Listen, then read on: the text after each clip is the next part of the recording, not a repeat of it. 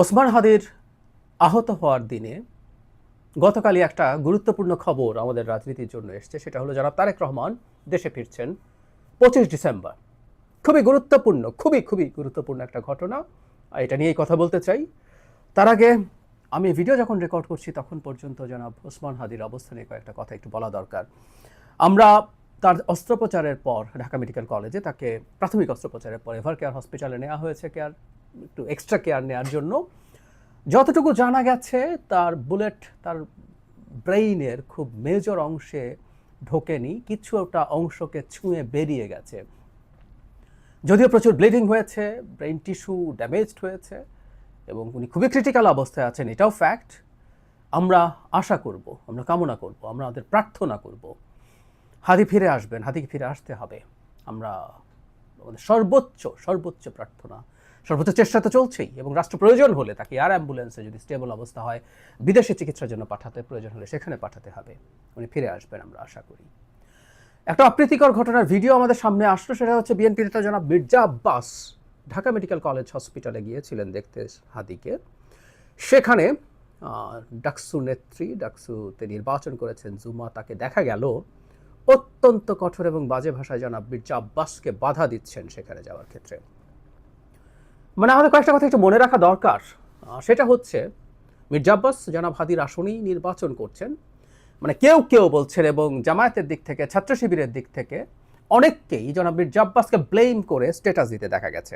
মানে মির্জা আব্বাসের সমালোচনা কোন কোন দিকে করা যায়, কেউ কেউ যদি যৌক্তিক সমালোচনা থাকে করুন, কিন্তু মির্জা আব্বাস একজন স্টুপিড এবং উনি রাজনীতি বোঝেন না, এটা মনে করা ভুল হবে। জনাব ওসমান হাদি কি আসলে মির্জা আব্বাসের কোনো চ্যালেঞ্জ ছিলেন? একেবারেই না, একেবারেই না, প্রশ্নই আসে না। হাদি আদৌ ভালো কিছু করতেন না। আমরা তার রাজনীতি, তার প্রচারণা, এই জিনিসগুলোর দিকে দেখতে চাইছিলাম। বিশেষ করে প্রচারণা, তার ক্যাম্পেইন, তার ক্যাম্পেইনের জন্য জনগণের টাকা চাওয়া, ক্রাউড ফান্ডিং, এগুলো একটু দেখার জায়গা ছিল। তো তাহলে উনি হত্যা করবেন কেন? আর যদি কম্পিটিশনের পরিস্থিতি হয়ও এই হত্যার দায় তার দিকে যাবে, সেটা জেনে শুনেও তিনি হত্যা করবেন? উনি এত স্টুপিড না।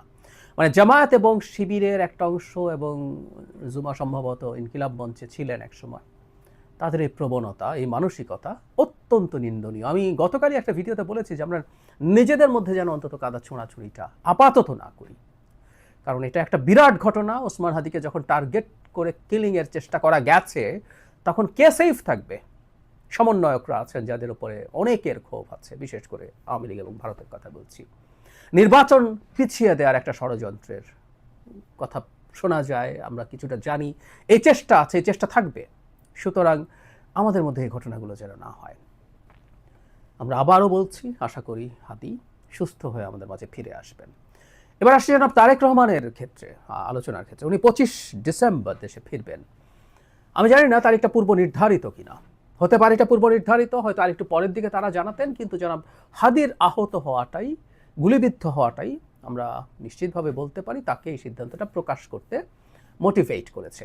আর যদি পুরোপুরি চূড়ান্ত দিন নাও হয়ে থাকে, আমি ধারণা করি এটা এই ঘটনার কারণেই চূড়ান্ত দিনটা নির্ধারিত হয়েছে, সেটাও হতে পারে।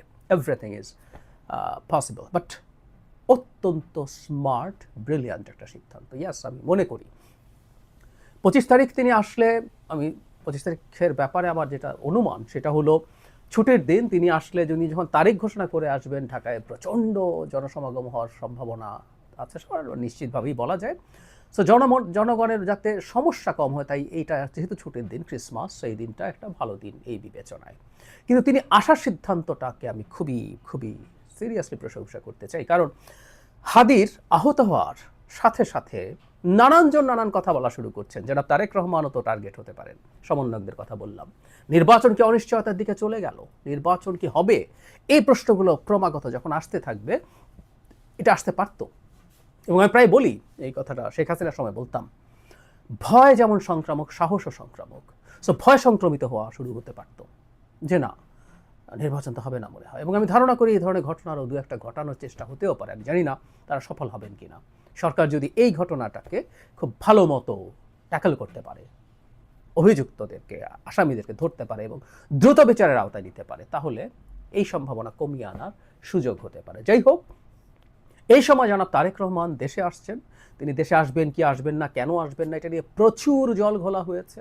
একটা সময় তার নিজের একটা স্ট্যাটাস খানিকটা তিনি নিজেকে বোঝাতে গিয়ে খুব স্পষ্টভাবে না, কিন্তু কিছু এক্সটার্নাল ফ্যাক্টরস আছে যেটা তার দেশে ফিরে আসাকে থেকে তাকে নিবৃত্ত করছে, ইঙ্গিত দিতে গিয়ে আরও বিতর্ক সেটা নিয়ে ট্রিগার্ড হয়েছে। শুধু তাই না, নোংরামি হয়েছে। তিনি কুসন্তান, কুপুত্র, তিনি তার মায়ের এই অসুস্থতায় ফিরছেন না দেশে, এরকম নানান রকম কথাবার্তায় ভরে গিয়েছিল। সো সব সমালোচনা আলোচনা শেষ করে দিয়ে তিনি দেশে ফিরছেন। আমরা বোধ করি যে তার নির্বাচনের আগে ইনফ্যাক্ট তার যে ক্যাম্পেইন সহ সব কিছু হবে, তার পর্যাপ্ত সিকিউরিটির ব্যবস্থা হয়েছে, বুলেট প্রুফ গাড়ি আনার কথা আমরা জানি।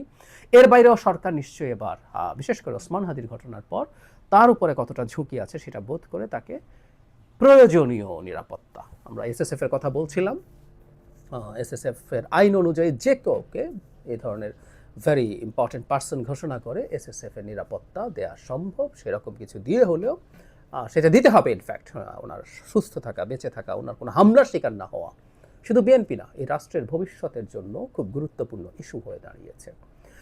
যাই হোক, জনাব তারেক রহমানের এই সিদ্ধান্তটা এক্সপোজ করা খুবই গুরুত্বপূর্ণ কাজ হয়েছে, এবং আমি বিশ্বাস করি, অনেকেই বিশ্বাস করেন, তিনি যখন দেশে ফিরে আসবেন, বাংলাদেশের নির্বাচনের পথে যত বাধার চিন্তা বা বাধা তৈরি করার চিন্তা, নির্বাচনকে বানচাল করার চিন্তা যাদের আছে, সেগুলো শেষ হয়ে যাবে তা বলছি না, কিন্তু সেগুলো খুব বড় স্কেলে চাপে পড়বে, ধামাচাপা পড়বে, তারা ব্যাকফুটে যাবে, এটা আমরা নিশ্চিতভাবে বলতে পারি।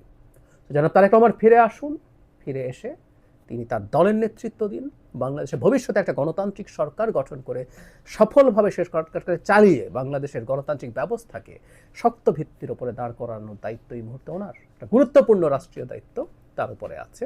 আমরা আশা করতে চাই, আমরা বিশ্বাস করতে চাই সেই দায়িত্ব তিনি মোটা দাগে ভালোভাবে পালন করতে পারবেন। আসলে একটা ডিস্ট্রাক্টেড সিস্টেম শেখ হাসিনা যেটা ফেলে গেছেন, সেখানে থাকা তার দলেরও মধ্য থেকে তিনি শতভাগ দক্ষতা এবং সিনসিয়ারিটি এবং সততার সাথে তার প্রচুর মানে লোকজনকে পাবেন কিনা, টিম পাবেন কিনা, অনেকগুলো যদি কিন্তু উপর তার সাফল্য নির্ভর করে, কিন্তু আমি আশা করতে চাই তিনি তার এই দায়িত্বে সফল হবেন।